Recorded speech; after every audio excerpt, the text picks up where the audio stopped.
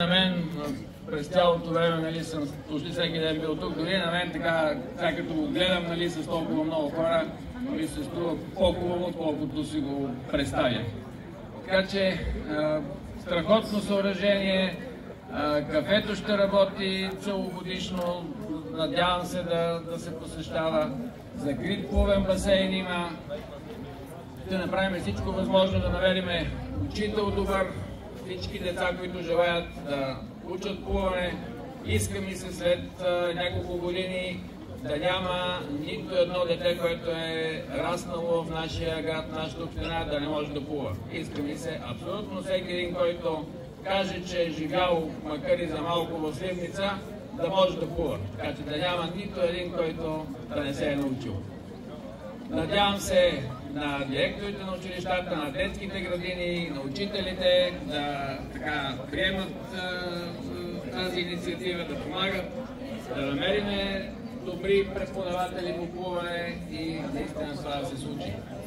Много радостно, че виждам спортистите от другите спортове, които ние имаме в нашия град.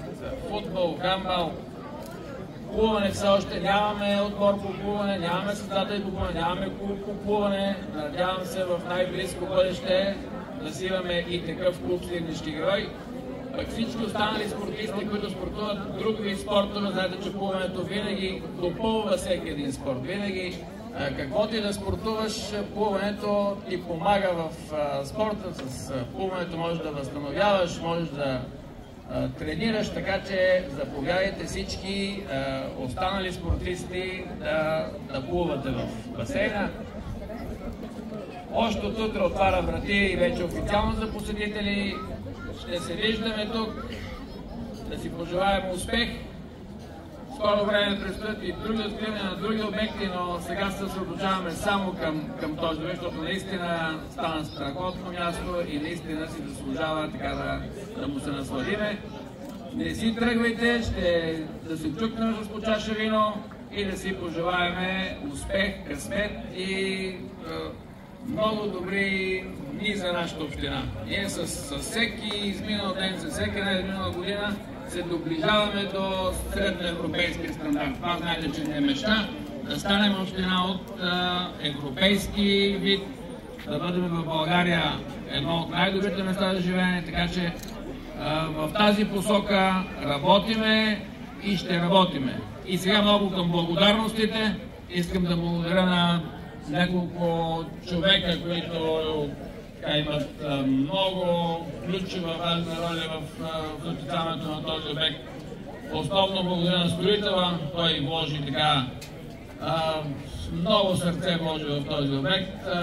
Първо последните дни и много беше набързо, много с голям замах, но всеки детайл, който не ни харесваше, той последствие искахме да се подобри, той не откликваше на желанията, така че големи благодарности към строителя, големи благодарности към проектанта, който направи този страхотен проект, към надзорната фирма, която пък следеше всичко да се изпълнява по правила и всички документи да бъдат напред.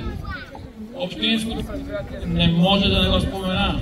Цялото общинско предприятие, начало с директора Дафин Лазаров, те направиха какво ли не, всичко около комплекса, а и в комплекса, каквото имало нужда, винаги са се отзовавали.